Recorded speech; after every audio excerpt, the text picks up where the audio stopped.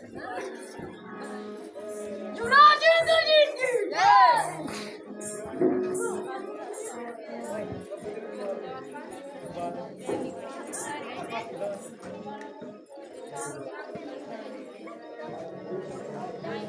आज कौन समादर मेरे मुकाबले के लिए मंच को आए, जरा सामने आए और मुझे अपनी शक्ल दिखाए। आज मैं ही तुम्हारा स्वागत करूंगा। लक्ष्मण, ये पद्म का नहीं है, ये रंग का है। और मेरी और तेरी गुफ्तगू नोट जुबान से नहीं, नोट शमशीर से होगी, या पर्ची भाले और तीर से होगी। समझ जा, ये तीर तेरी मौत का संदेश है।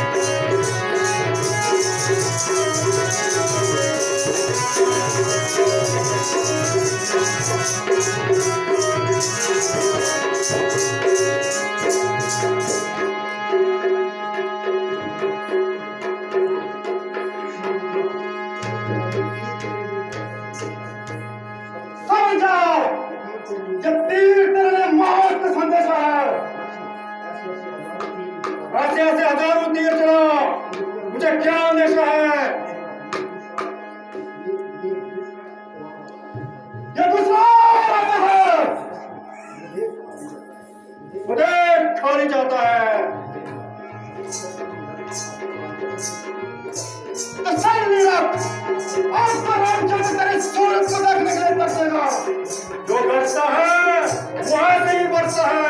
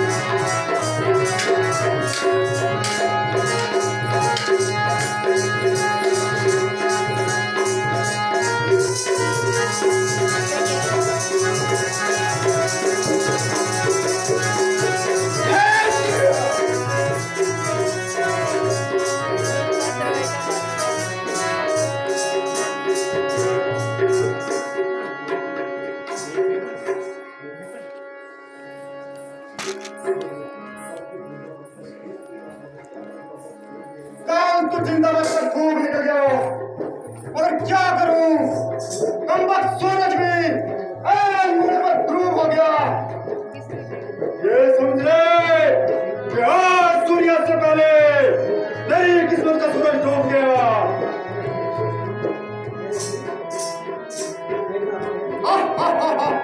तेरे दिल से, मेरे दिल से या तेरे फजूल अभिमान से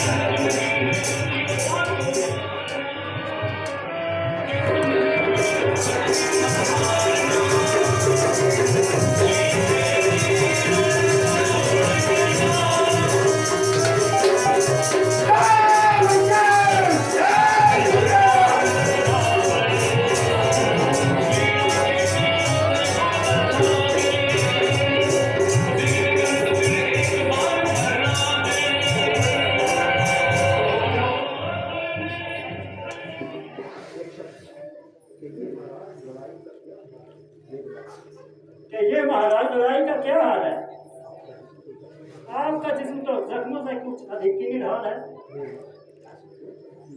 ऐसा कौन सा तरीका है जो मैंने अपनी तरफ से कम करके रखा है, मगर इस लड़के ने तो नाक में दम करके रखा है।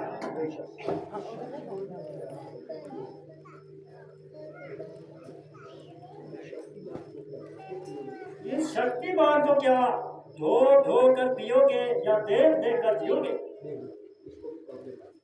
इसको भी काम में ला चुका हूं, बल्कि हजारों दफा। ये तो ऐसी वस्तु नहीं जिसकी चोट खा ली जाए, मगर वहां तक तो पहुंच न पाए। इसे तो पाया जाता है कि लक्ष्मण इस शक्ति का भी ज्ञाता है। इस बेचारे की क्या बुनियाद है, मगर हनुमान को इसकी रोक याद है। हनुमान को तो यहाँ से अलाइदा करने मामूली सी बात है।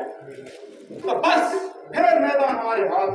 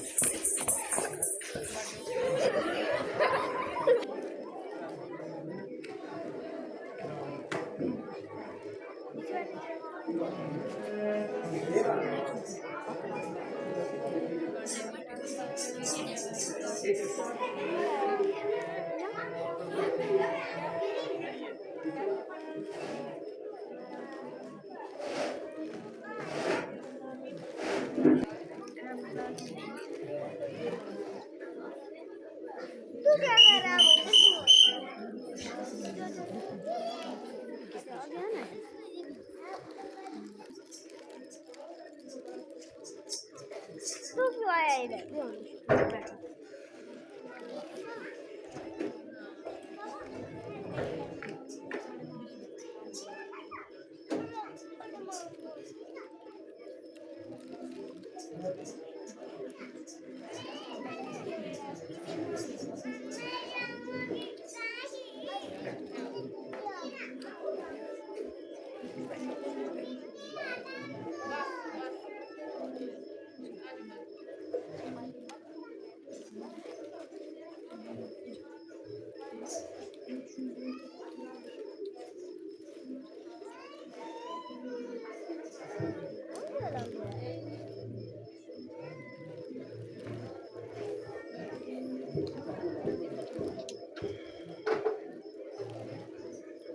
कहो लक्ष्मण का क्या हाल है?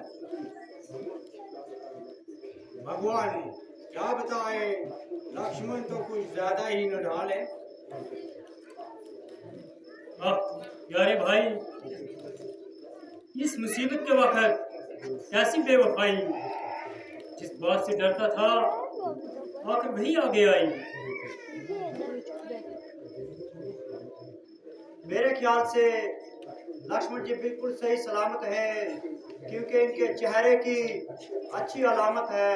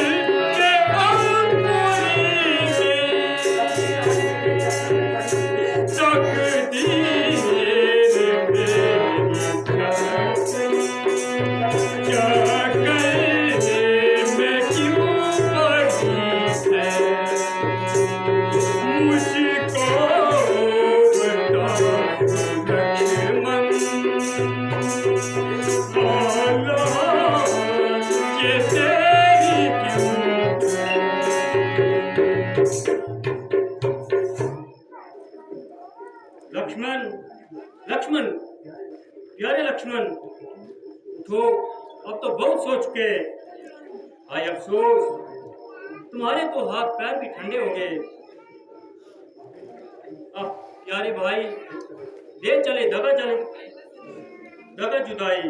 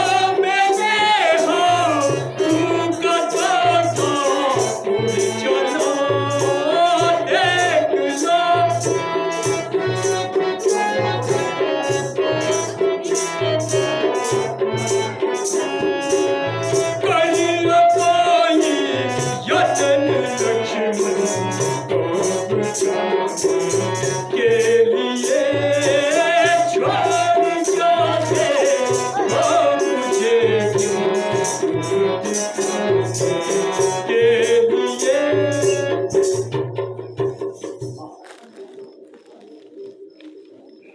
अब मेरी आंखों के तारे, मेरी जिंदगी के सारे, रोते रोते मेरे आंसू का भी खात्मा हो गया, मगर तुम्हारा क्यों कठोर आत्मा हो गया।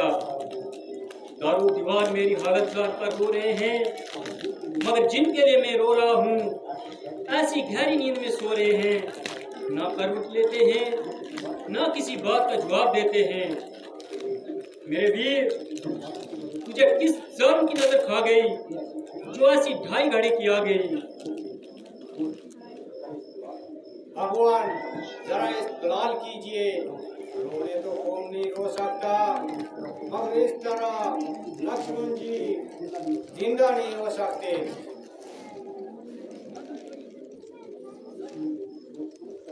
इसलिए सोच समझकर इनका इलाज कीजिए और इस रोने धोने को छोड़ दीजिए।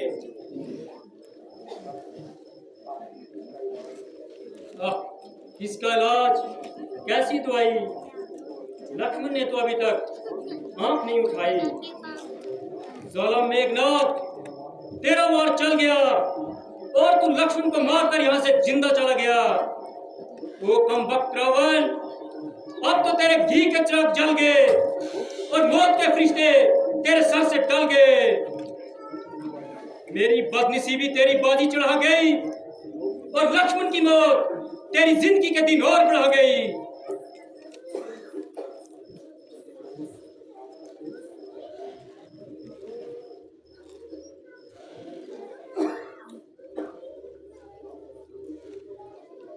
जाओ जरा को मेरे पास बुला लाओ। भगवान, आपका सेवक हाजिर है। बेटा, तुम अपने चचा के साथ अपनी राजधानी चले जाओ और राजकाज में उनका हाथ बटाओ। जिस तरह तुम्हारे चाचा कहेंगे उनका हुक्म मानना और उनका हुक्म अपना फर्ज मानना। प्यारे कविकन, मैंने जो कुल आपसे किया था, यानी लंका का राज दिलाने का अहद किया था, उसे पूरा ना करने से लाचार हूँ, जिसके लिए आपसे माफी का पस्तगार हूँ। भगवान, आप मुझको धर्म का शर्मिंदा न कीजिए। चूल्हे में पड़े राज और भाड़ में जाए लंका। अगर लक्ष्मण जी सत्याग हो जाते हैं तो एक लंका क्या, हजारों लंका इनके सर पर कुर्बान कर दो, और अगर जरूरत पड़े तो अपने आप को भी इसी जगह बलिदान कर दो।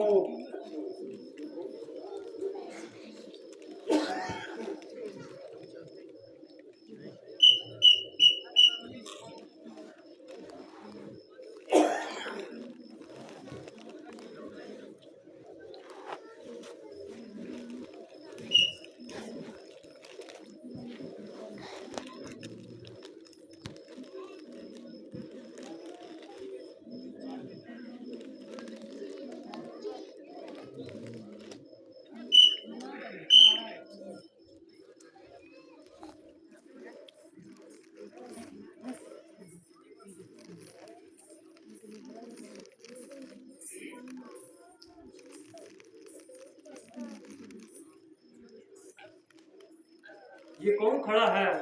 हनुमान। हाँ कृपा दादा। अच्छा, आप ही तशरीफ ले आए।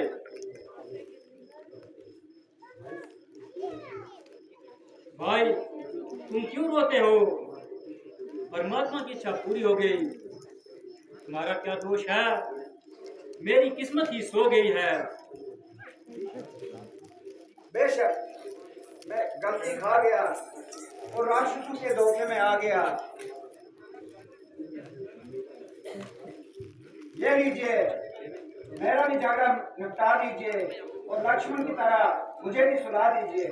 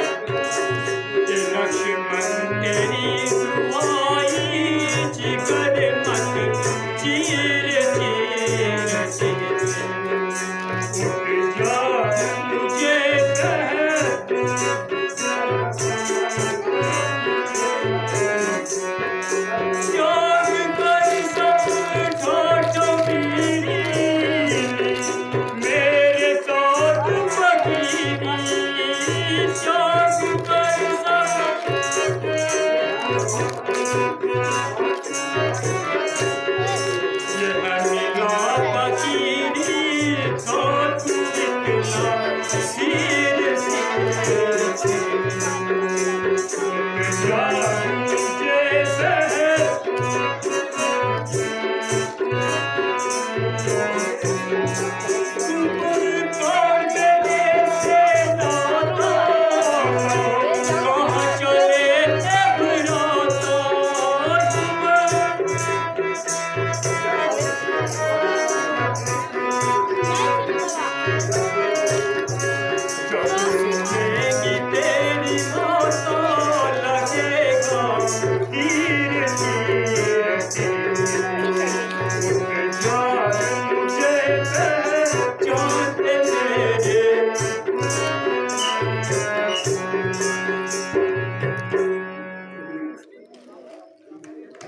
महाराज, युद्ध में मरना और मारना, युद्ध घायल होना, उनको जख्मी करना मामूली सी बात है, मगर यूं इस तरह रोना पीटना बिल्कुल फजूल है। लक्ष्मण जी का इलाज करेंगे और बिना शक भीकन को लंका का राज दिलाएंगे।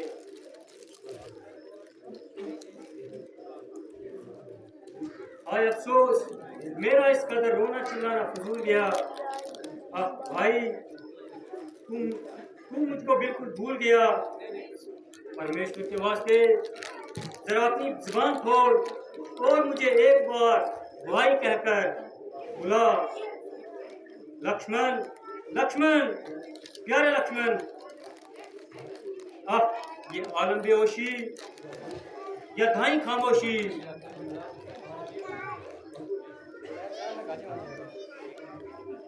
भगवान, मेरा आपसे कुछ अर्ज करना छोटा मुंह और बड़ी बात है, क्योंकि मेरे जैसे कल के बच्चे की आपके सामने बोलने की क्या मजाल है, जिसकी अक्ल सिर्फ खाने और खेल कूद में है, इसलिए सूरज को चांद दिखाने के लायक है। ये काम तो हमारे जैसों का था जो आप कर रहे हैं, मगर हम सब्र कर रहे हैं और आप आएं भर रहे हैं। अगर हम रोते तो उम्मीद थी कि आप हमारी भीड़ बताते, मगर हम उनको तसल्ली देते।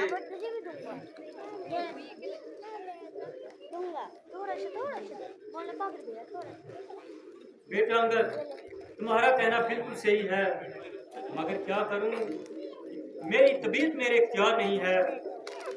इस नागहानी मुसीबत ने मेरी तबीयत को बिल्कुल हिला दिया और लक्ष्मण की अचानक मौत ने मेरा सब इस्तेमाल मिट्टी में मिला दिया।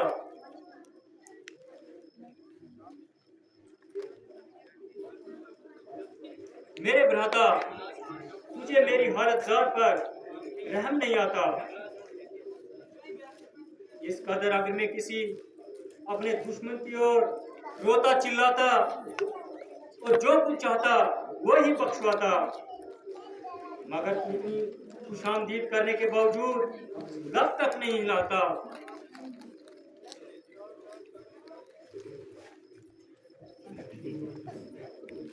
श्रीमान जी, जरा तबीयत को संभाले और इन कम ख्यालात को अपने दिल से निकाले। और तो परमेश्वर की कृपा से लक्ष्मण जी तंदुरुस्त है। आज महाल, अगर आपका ख्याल ही दुरुस्त नहीं है तो मैदान में हुआ ही क्या करता है। जो अपने दुश्मन से जाकर लड़ता है तो वो अपना सर पहले हथेली पर धरता है, या तो उसे मारता है या खुद मारता है। हाँ भाई, दुनिया में कोई ऐसा नहीं जो नसीहत करनी ना जानता हो, मगर ऐसा कोई है जो दूसरों का दुख अपने जैसा समझता है।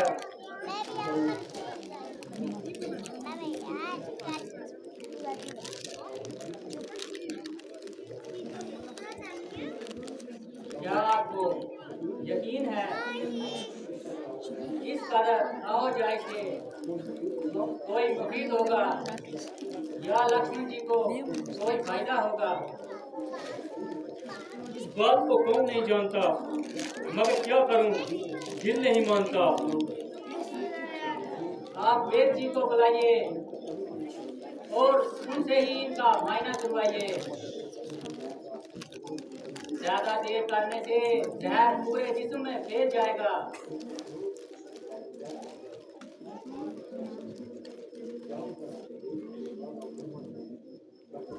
जाओ जरा वेद जी को बुला लाओ।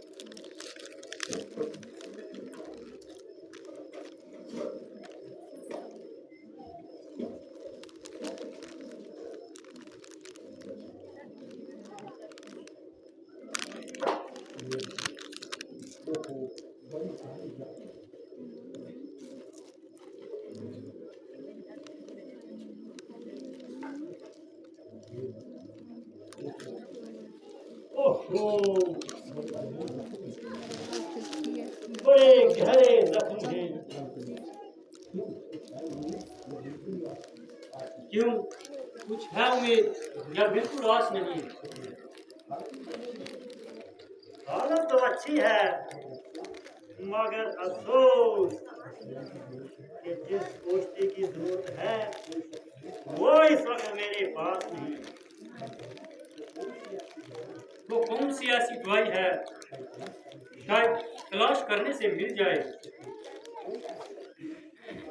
कोई ऐसी कीमती या नायाब वस्तु नहीं, बल्कि अमृत संजीवनी नाम की एक बूटी जो गंध नामक पर्वत पर जमती है। अगर वो बूटी आ जाए तो निसंदेह लक्ष्मण जी शर्तियां तंदुरुस्त हो जाते हैं। मगर शर्त ये है कि सूर्य निकलने से पहले आए, बाद में उसका आना या न आना एक समान है, क्योंकि लक्ष्मण जी सिर्फ एक रात्रि के मेहमान हैं।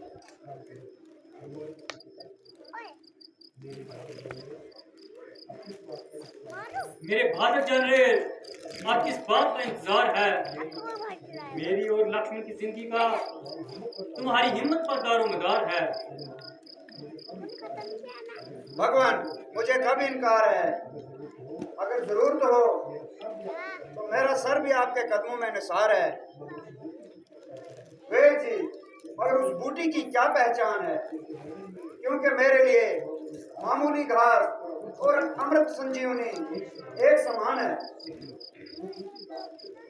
वो बूटी रात के समय चिराग की तरह चमकती है, इसलिए उसकी शिनाख्त करना बिल्कुल आसान है। अब आप जल्दी जाइए और ज्यादा देर ना लगाइए। अब या तो बूटी लेकर आऊंगा वरना ताउमर आपको अपनी शक्ल नहीं दिखाऊंगा।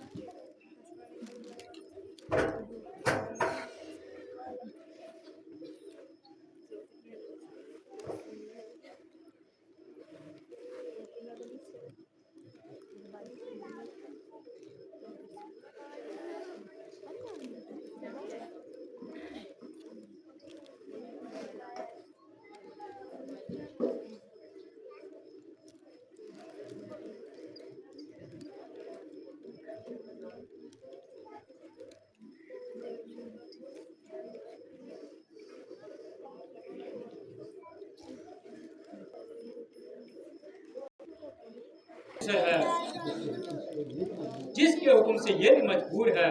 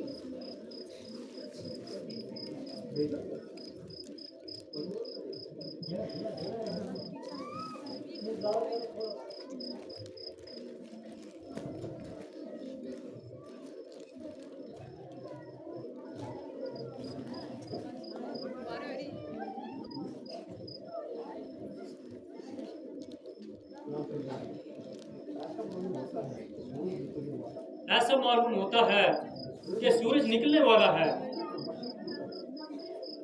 क्योंकि मशरक की तरफ कुछ कुछ उजाला है। वो जालिम जरा सब्र कर वरना गजब हो जाएगा। वो सारे संसार को जुगाएगा मगर लक्ष्मण हमेशा सुख की नींद सो जाएगा। नहीं महाराज, ऐसी क्या अंधेर है, आपकी सूरज निकलने में बहुत देर है।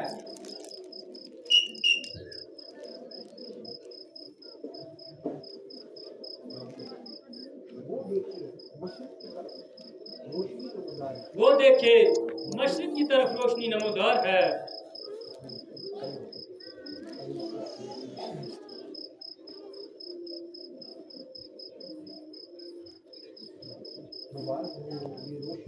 मुबारक हो, ये रोशनी सूरज की नहीं बल्कि ये तो बहादुर सिपह सरदार हनुमान है। कौन? हनुमान? हाँ भगवान।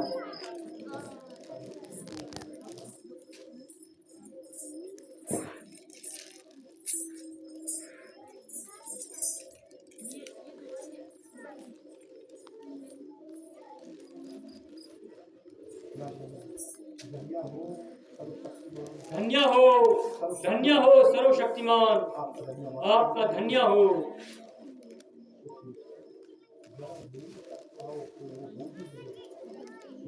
जरा मेरी तरफ आओ और ये बूटी मुझे दिखाओ। लीजिए लीजिए लीजिए। वाह वाह, तुम तो पहाड़ का पहाड़ ही उठा रहा है। और क्या करता? ना तो चलती दाफा आपने कहा और ना मुझे ही पूछना याद रहा इसका कौन सा हिस्सा दरकार है और इसकी किस कदर मिकदार है। वहां जाकर जब ये सवाल दरपेश हुआ तो तबीयत को बड़ा कलेश हुआ। आखिर सोचते सोचते यही सलाह कर दी और बहुत सी बूटियां जड़ों के समेत उखाड़ कर विमान में भर ली।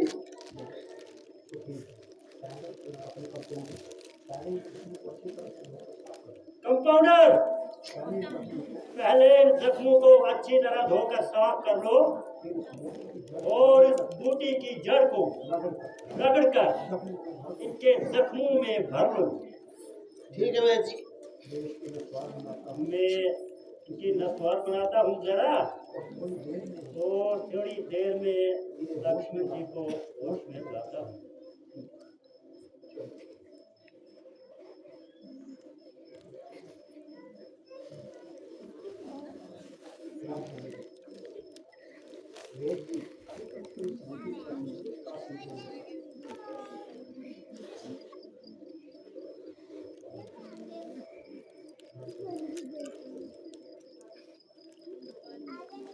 वेद जी, अभी तक इस बूटी ने अपनी कुछ तासीर नहीं दिखाई, क्योंकि लक्ष्मण जी को बिल्कुल होश नहीं आई। महाराज, लक्ष्मण कबले 10-12 घंटे बेहोश पड़ा है।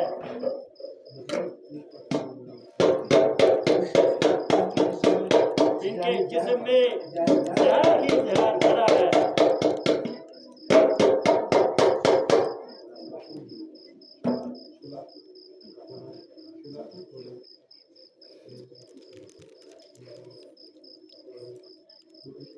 लक्ष्मण जी,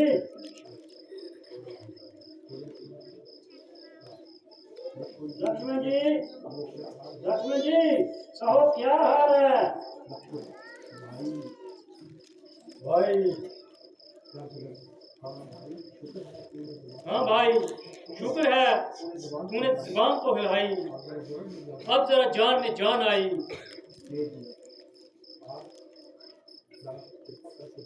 आप जरा कृपा करके दूर ही रहिए और इन्हें कुछ न कहिए।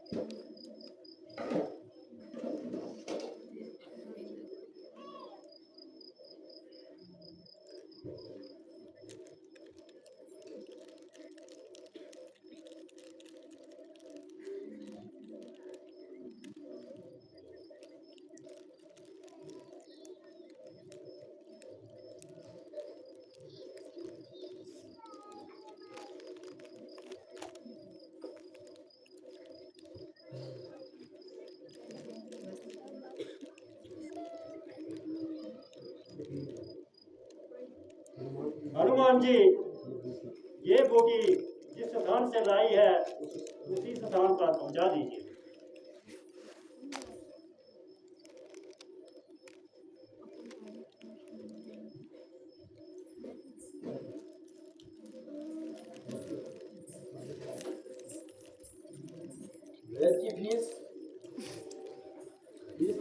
ओहो, चलो वही बड़ी प्यारे जिन्हों आए तो वो के लिए थोड़े चलो चलो कोई नहीं, मेरे घर में रख दी ऐसा